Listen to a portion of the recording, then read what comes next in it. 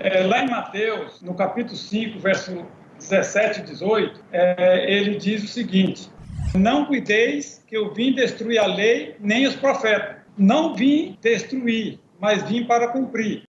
Obrigado, irmão Daumir, mas I do not have any right to force you to believe in what I say. Mas eu não tenho direito algum de forçar você a aceitar o que eu disse, Se você tem o seu próprio pensamento e interpretação, mas eu quero esclarecer pontos. 5:17 de Mateus você citou. Vamos ler, irmão Rodeu. Não penseis que vim destruir a lei ou os profetas. Não vim destruir, mas cumprir. Ele fala sobre a lei que ele deve cumprir. Em seu pensamento, esta lei, 10 mandamentos, é errado, irmão. Os 10 mandamentos não é para Cristo. Se ele tem lei para cumprir, não são os 10 mandamentos. Isso é o problema aos pastores aqui. Quando ele vê a lei, ou sempre está em cabeça dele, é a lei de Moisés. É errado, muito errado. Tem 2 leis na Bíblia. Se Cristo deve cumprir a lei, não estes 10 mandamentos. Vamos ler em 1 Timóteo 1:9.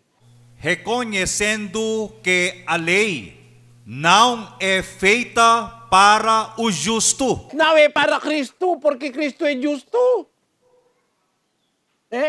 A lei de Moisés não é feita para o justo, mas para os transgressores, insubordinados, irreverentes, pecadores, ímpios, prófanos, para os parricidas, para matricidas e homicidas, para os devassos, os sodomitas, os roubadores de homens, os mentirosos, os perjuros, e para todo o que por contrário à sã doutrina. Isso é o princípio da lei. A lei não é para os justos.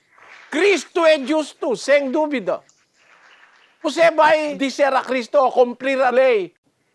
Quando ele diz, eu não vim de destruir a lei ou os profetas, ele fala sobre a lei. Qual lei? A lei de Moisés não é para Cristo.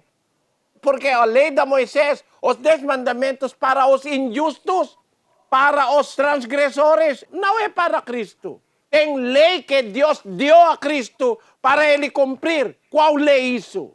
Vamos ler em Hebreus, capítulo 10, versículo 7. Então eu disse, eis-me aqui, no rolo do livro está escrito de mim, para fazer, ó Deus, a tua vontade. Quando ele chegou aqui na terra, ele diz, eis-me aqui, no rolo do livro está escrito de mim. Tem escrituras que ele deve cumprir, tem lei que ele deve cumprir para fazer, ó Deus, a tua vontade. Não os 10 mandamentos. Porventura você vai dizer a Cristo, não matarás? Você vai dizer a Cristo, não adulterarás? Isso é para Cristo?